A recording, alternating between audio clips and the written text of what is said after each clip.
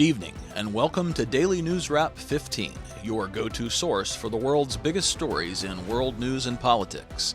I'm Max Harlan, and if you're wondering why the headlines today feel like a non-stop roller coaster, from deadly strikes in Ukraine to a shocking leadership shakeup in New York City, you are in the right place. Buckle up, because in the last 24 hours, the globe has seen more twists than a spy thriller. Did Russia just escalate its war with a brutal drone attack? Is a new mayor about to change the face of the Big Apple? We'll break it all down with facts from trusted sources like BBC, ABC News, and the AP. No spin, just the truth. And stick around to the end for my take on what could hit the wires tomorrow. If you're new here, hit that subscribe button and ring the bell. We drop these updates daily at 5 p.m. Eastern Time, so you never miss a beat. Let's dive in. Event 1.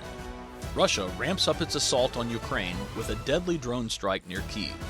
Early this morning, Russian forces hit a residential building just outside the capital, sparking a massive fire that lit up the night sky.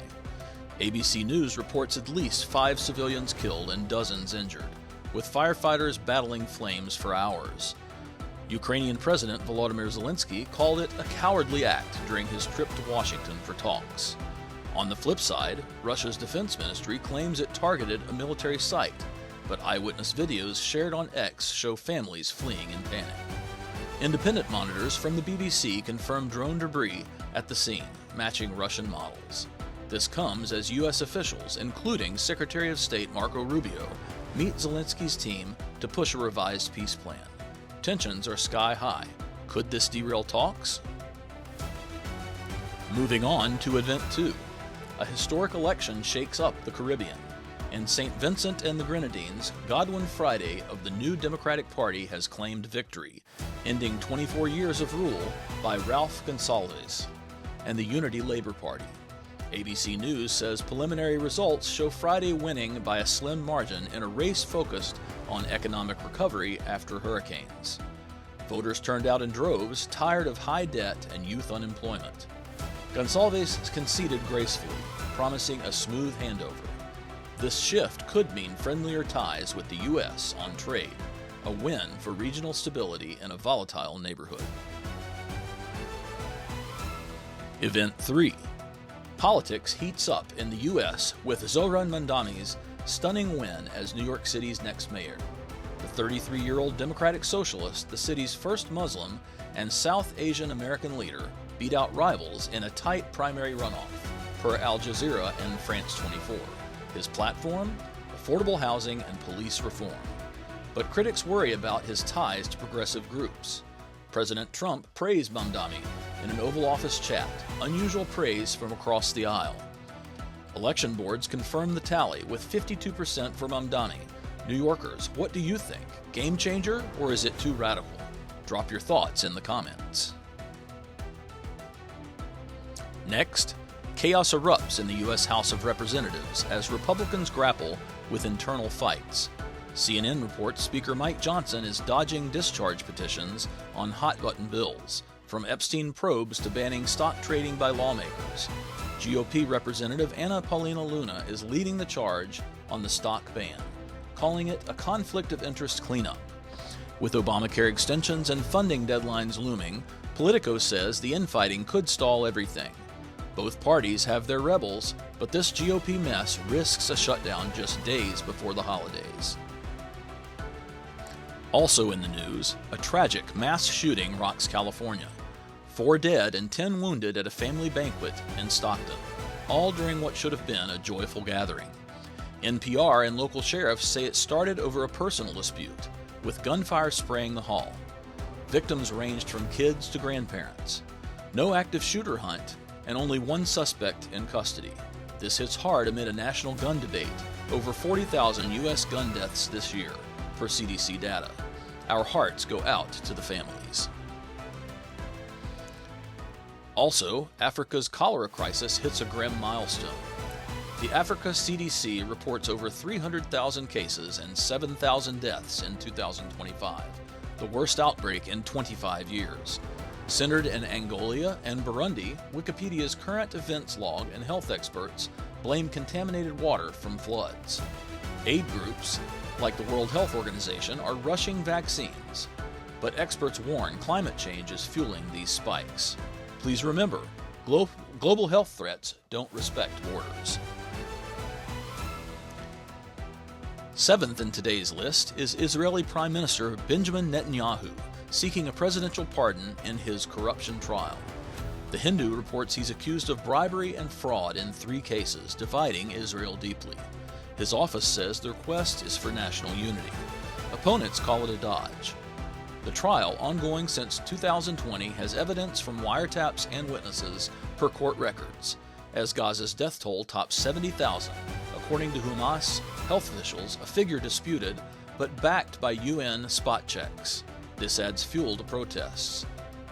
Justice must be blind, but politics rarely is.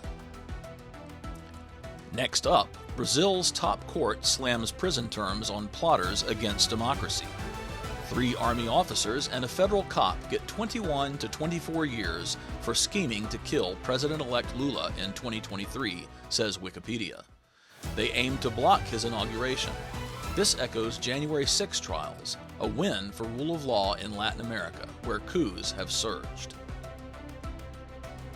Further around the world, a military coup installs a new government in Guinea-Bissau. After weeks of unrest, army leaders formed a transitional council, Por Privada and Global Wires. This ousted president flees to Senegal. ECOWAS warns of sanctions if elections aren't held soon. West Africa's instability is a powder keg. Oil, drugs, and power plays at stake.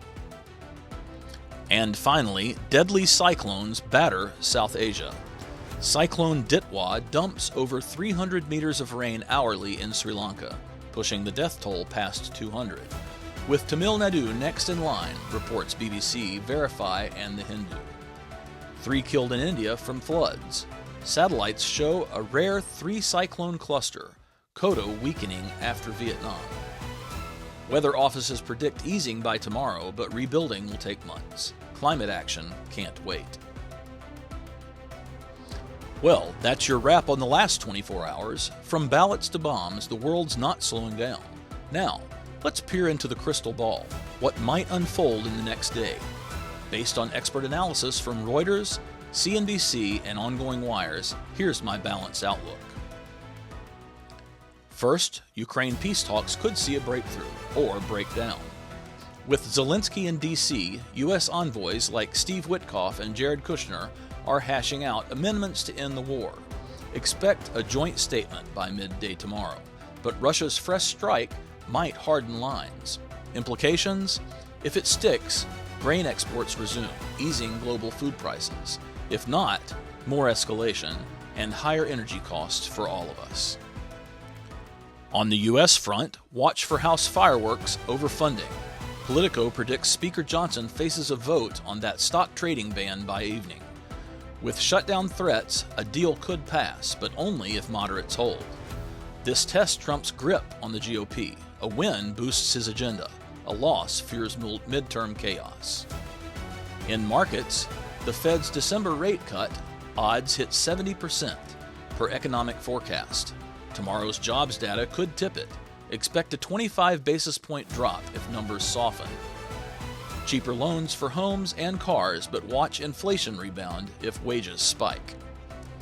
Globally, Trump's Venezuela pressure mounts. Sankei reports he demanded Maduro's resignation in a call, hinting at military options. Maduro digs in, but U.S. sanctions tighten by noon. This could spike oil prices 5%. Bad for your gas bill, but a push for democracy in the Americas. And in Gaza, UN mediators eye a ceasefire extension amid the toll. If aid trucks roll tomorrow, it's a humanitarian lifeline, but stalled talks mean more strikes, underscoring the urgent need for diplomacy. Folks, these stories remind us the world turns fast, but informed eyes keep us steady. What headline grabbed you most? Comment below. Like if this helped unpack the chaos, and subscribe for tomorrow's wrap on Daily News Wrap 15, where we cut through the noise on world news and politics. I'm Max Harlan. Stay sharp, stay vigilant, and stay informed.